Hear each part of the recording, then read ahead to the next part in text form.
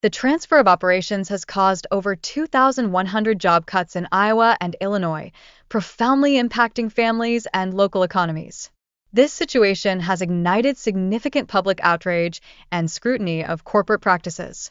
John Deere defends this decision as necessary to reduce labor costs amid economic pressures, despite posting record profits exceeding $10 billion last year. This contradiction raises serious questions about their commitment to American manufacturing. Political figures, including Donald Trump, have taken notice, threatening a staggering 200% tariff on John Deere products produced in Mexico. Such tariffs could drastically inflate equipment costs for American farmers, complicating their business operations. Critics warn that imposing tariffs on companies like John Deere might inadvertently harm American farmers reliant on affordable machinery. This scenario underscores the complexity of balancing protectionist policies with market demands. John Deere's restrictive repair policies have led to considerable frustration among farmers, who feel increasingly powerless regarding their equipment. This discontent has bolstered the right to repair movement, advocating for enhanced consumer rights. The right to repair movement underscores the necessity for farmers to retain independence and self-sufficiency in their operations. Legislative initiatives are underway to grant farmers better access to tools needed for equipment repairs. Efforts to legislate support for farmers' rights are gaining momentum, with states like Colorado enacting laws to ensure access to essential repair tools and software. These reforms aim to dismantle monopolistic control over repair services.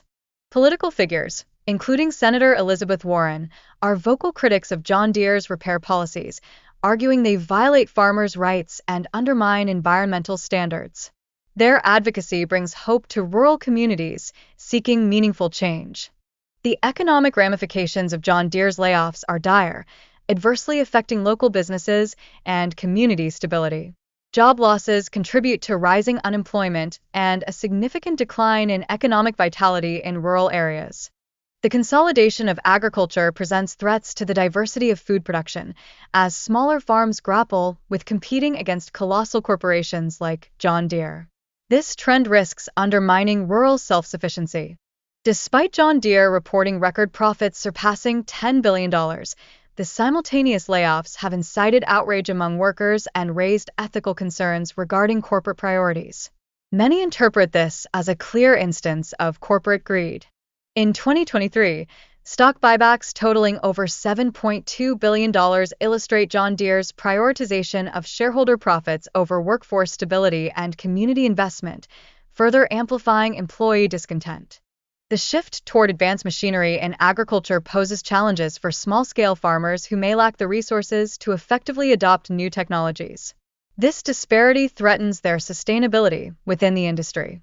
Repair restrictions set by John Deere complicate farmers' ability to independently maintain their equipment, resulting in escalated costs and burdens on local repair shops. This trend jeopardizes rural economies and diminishes self-sufficiency.